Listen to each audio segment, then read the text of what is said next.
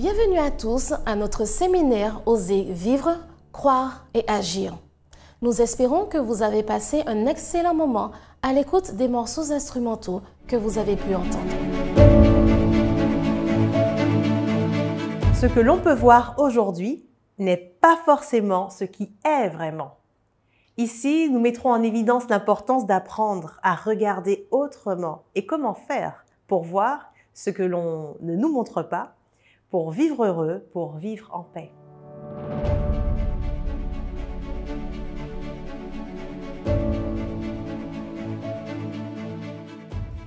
Quels sont les besoins de l'homme pour vivre heureux?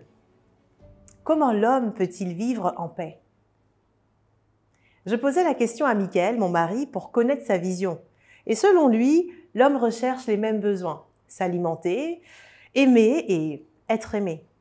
Pour s'alimenter, il a besoin de finances et dès qu'un de ses besoins n'est pas satisfait, il peut entrer dans un état urgent de recherche de satisfaction de son besoin. Et pour cela, il fera des actions. Chacun à sa manière, on en discutait, en fonction de son état d'esprit et de son vécu.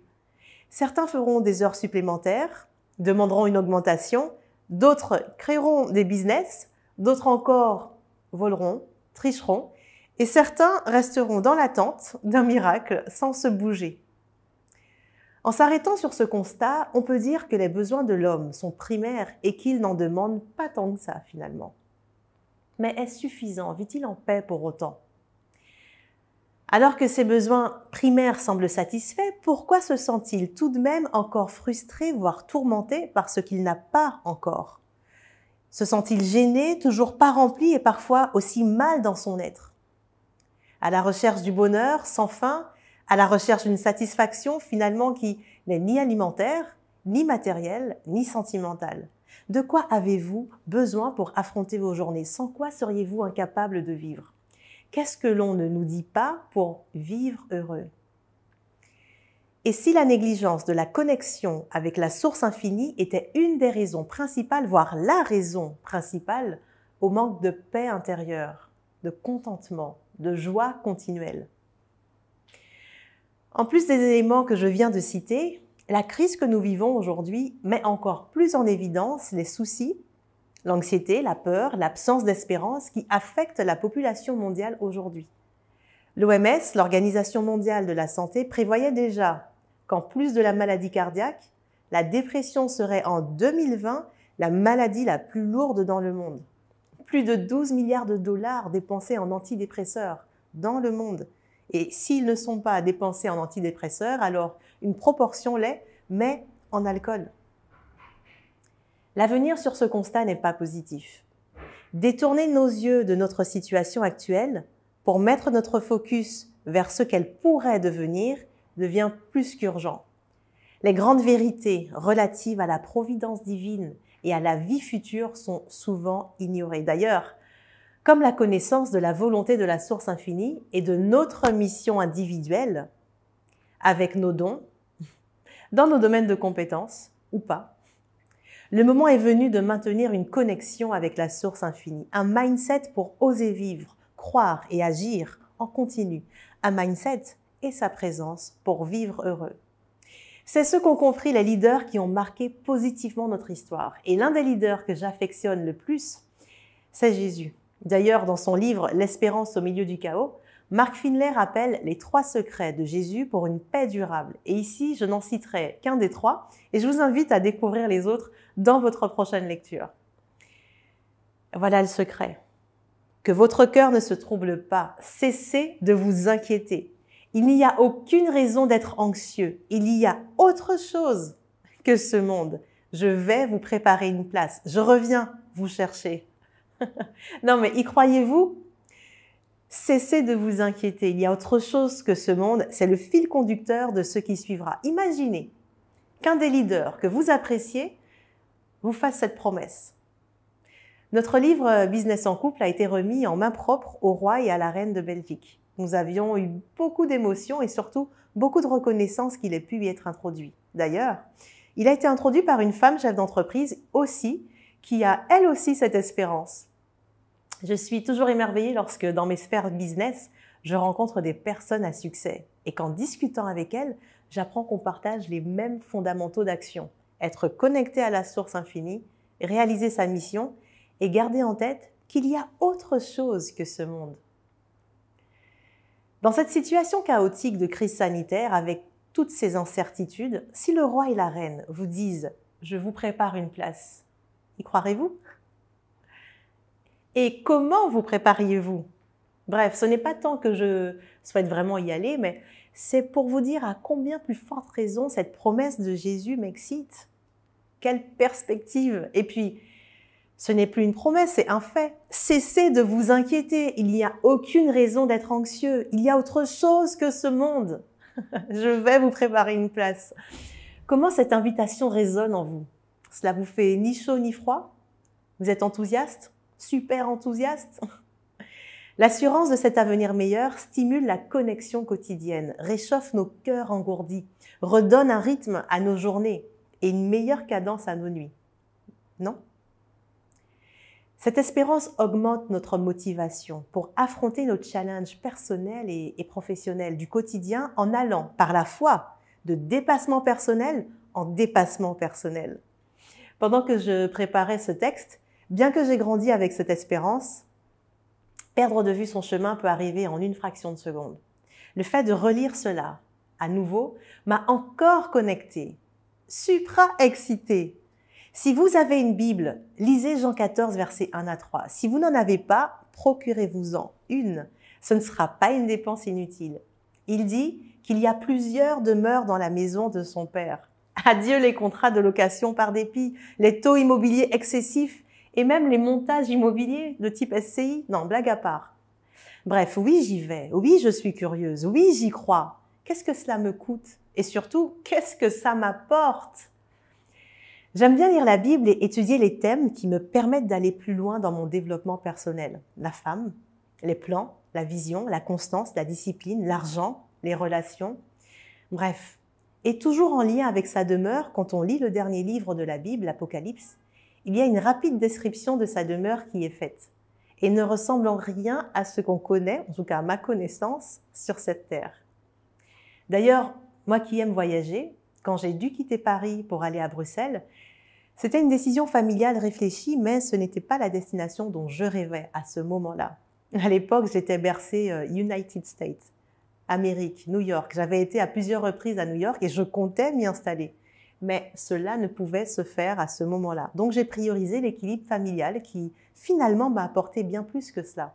Je vis maintenant non pas que dans un seul pays, mais dans plusieurs pays. Et je me rappelle encore avoir entendu cette petite voix intérieure me dire « Sois patiente, je te ferai découvrir bien plus que cela lorsque je viendrai te chercher. » Comprenez bien ici, ce n'était pas de la résignation, bien au contraire. C'était un lâcher-prise. J'étais confiante. J'avais la conviction que je continuerais à explorer le monde.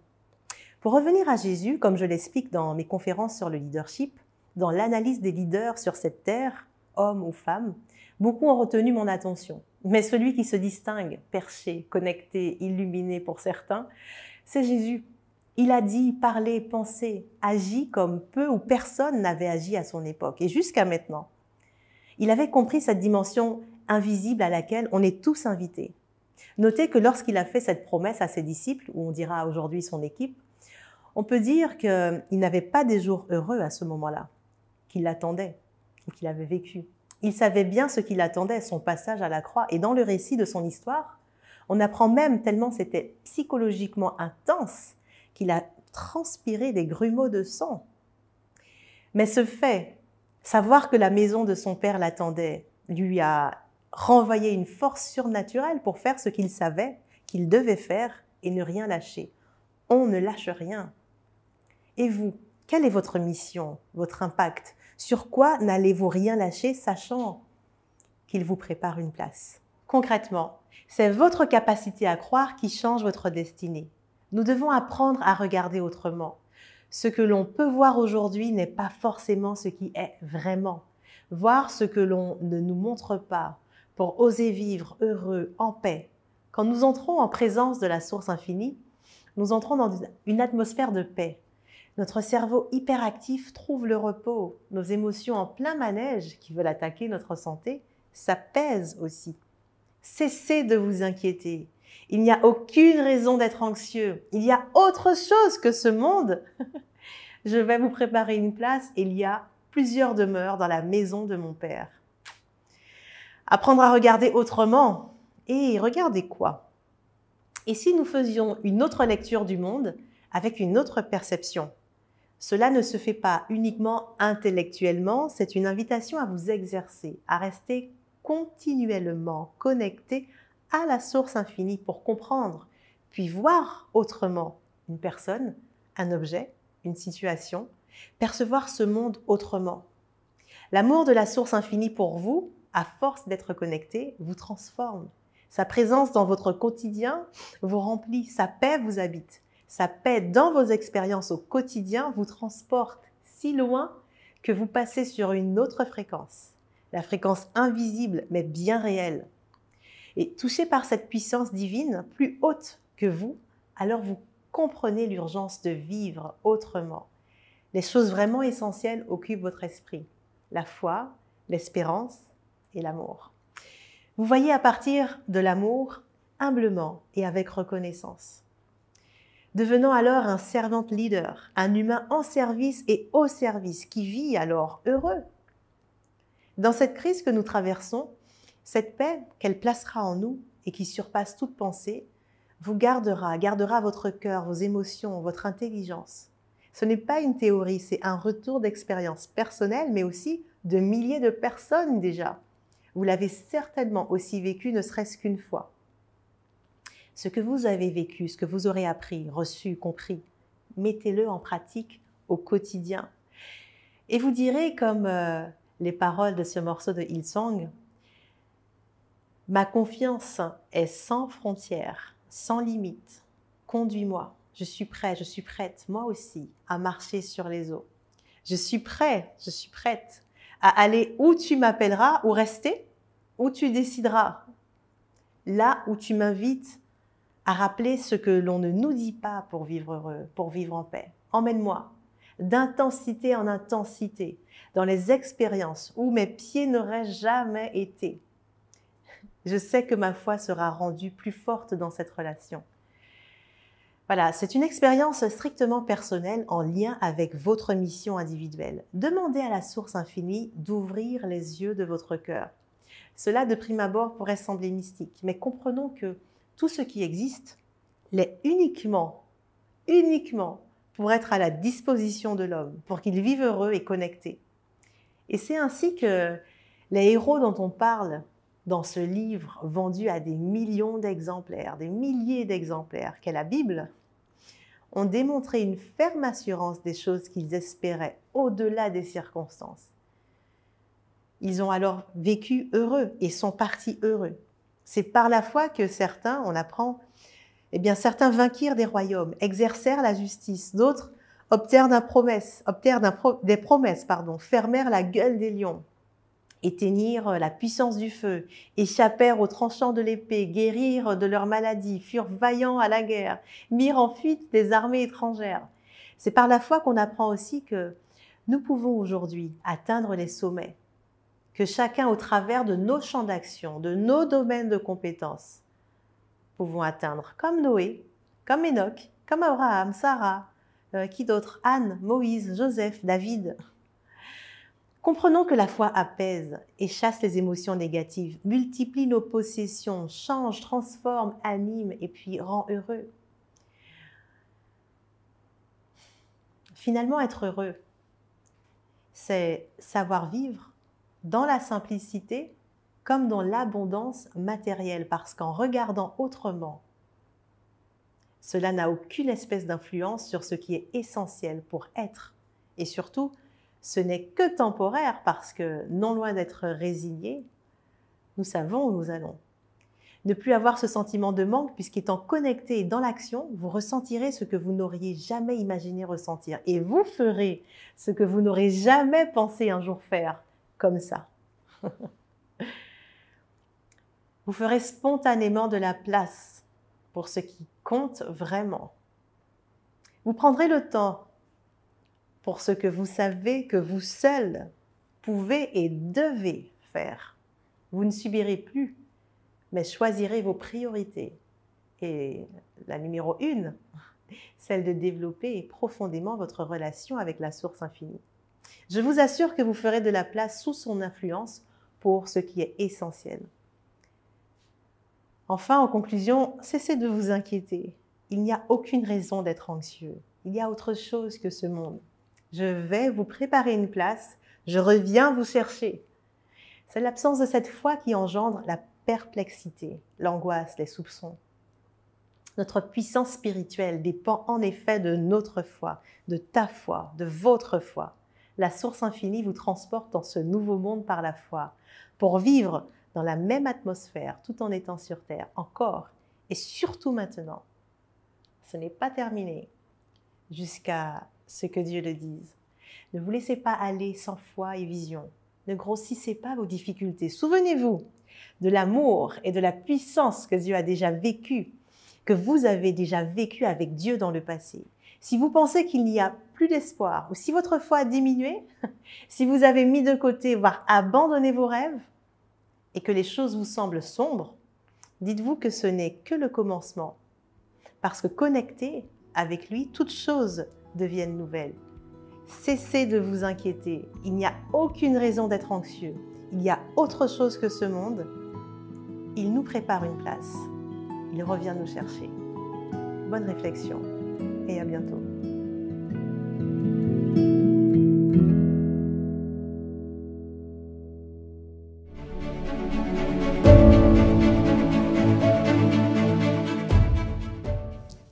Une fois de plus, nous sommes heureux de nous retrouver.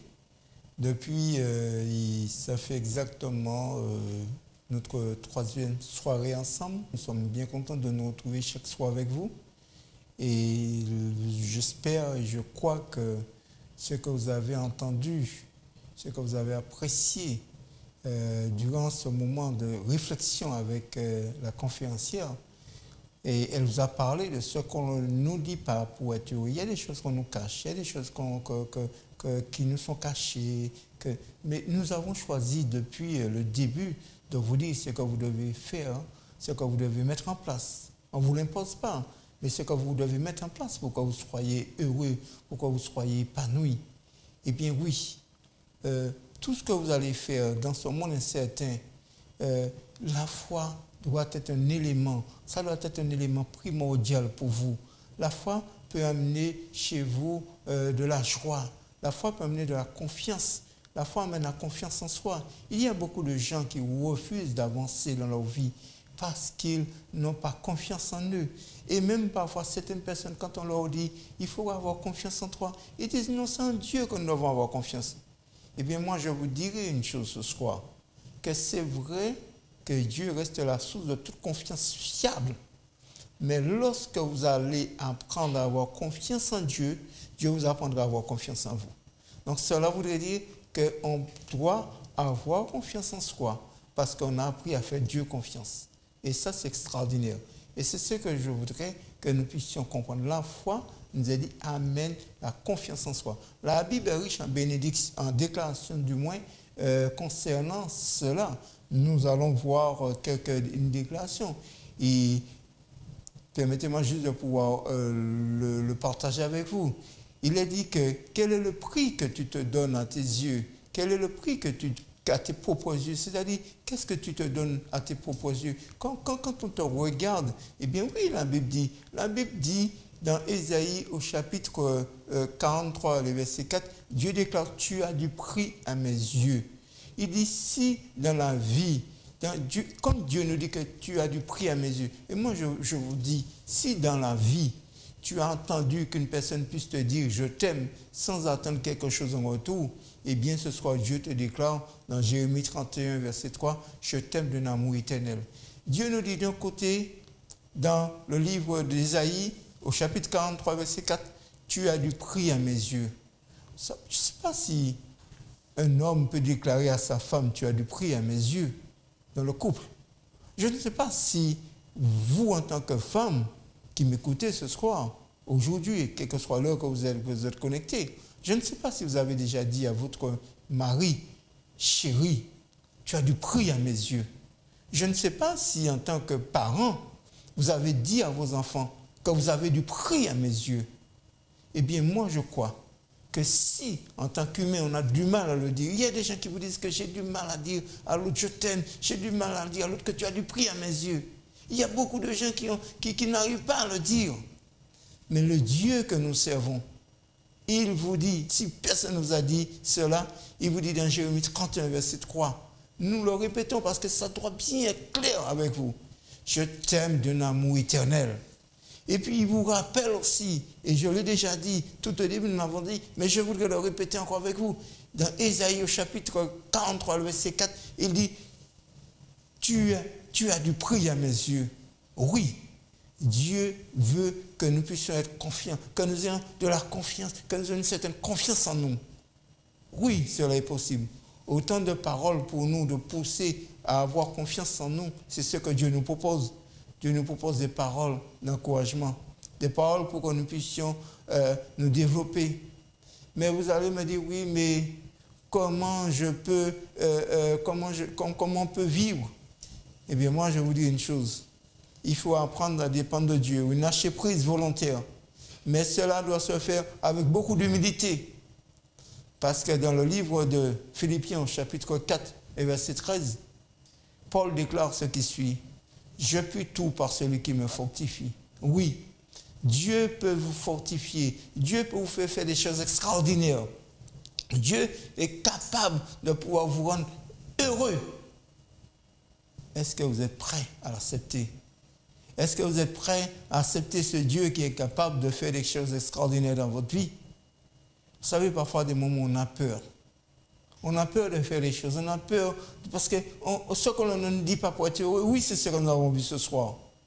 Mais des moments où on a peur. Et quand on vous dit les choses, on a peur. Mais dans le livre de Marc, au chapitre 5, le verset 36, Dieu nous dit, n'aie pas peur. N'aie pas peur. Et celui qui nous dit n'aie pas peur, c'est Dieu. C'est lui qui nous a dit au début, je t'aime d'un amour insondable, je t'aime. C'est lui qui nous a dit que tu as du prix à mes yeux. Et il nous dit maintenant, n'aie pas peur. Maintenant, qui nous devons avoir foi? Est-ce que nous devons avoir foi à un homme? À une église? La Bible répond dans le livre de Marc, au chapitre 1, le verset 22. Ayez foi en Dieu. Oui, ayez foi en Dieu. Et pourquoi cela vaut? Pourquoi il est urgent d'avoir foi en Dieu? Pourquoi aujourd'hui, au XXIe siècle, il est important d'avoir foi en Dieu? Oui, parce qu'il est déclaré dans le livre d'Habakkuk, au chapitre 2, verset 4, mais le juste vivra par sa foi. Nous ne pouvons vivre, nous ne pouvons être heureux, nous ne pouvons connaître la joie. On pourra nous dire tout, mais nous ne pouvons connaître une vraie vie si nous n'avons pas la foi. Ce soir, quel que soit le moment que tu nous écoutes, si tu manques de la foi, Dieu est prêt à t'accompagner. Dans Jérémie, au chapitre 29, le verset 11, il est dit, « Je connais les projets que j'ai formés sur vous, dit l'Éternel, projet de paix, non de malheur, afin de vous donner un avenir et de l'espérance. » Nous avons vu ce verset dans une autre soirée. Mais il est important de se répéter ce soir. Il est important de se répéter ces versets qui nous motivent, ces versets qui nous permettent de pouvoir ne pas baisser les bras. Oui, il est important de le faire. Ce soir, une fois de plus, je voudrais vous inviter à vous connecter. Je voudrais vous inviter à pouvoir vivre quelque chose avec Dieu. Comme je vous l'ai dit, chaque soir, nous faisons une image.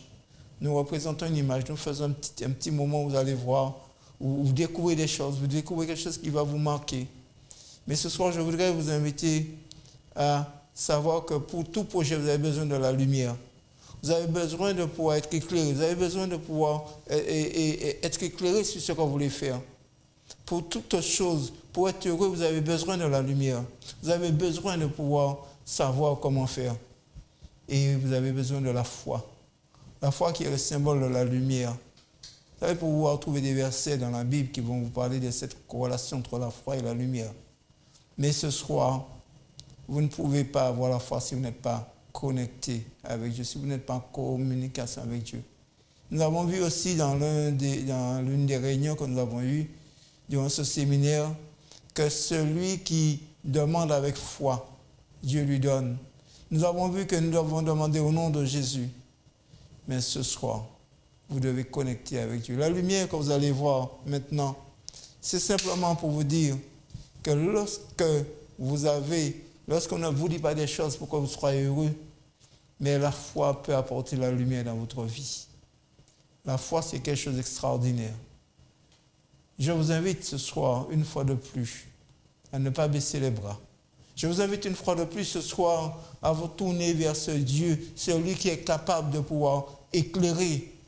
Il faut être en connexion avec Dieu. Il faut aller à la source de la lumière pour que vous puissiez savoir comment être heureux.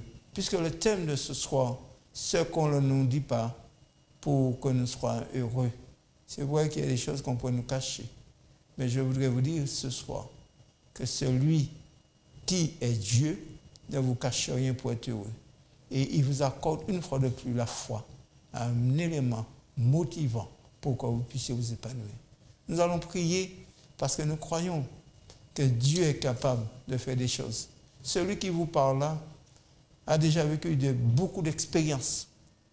Et chaque fois que Dieu me permet de vivre une expérience avec lui, j'en suis convaincu que cela me permet de grandir.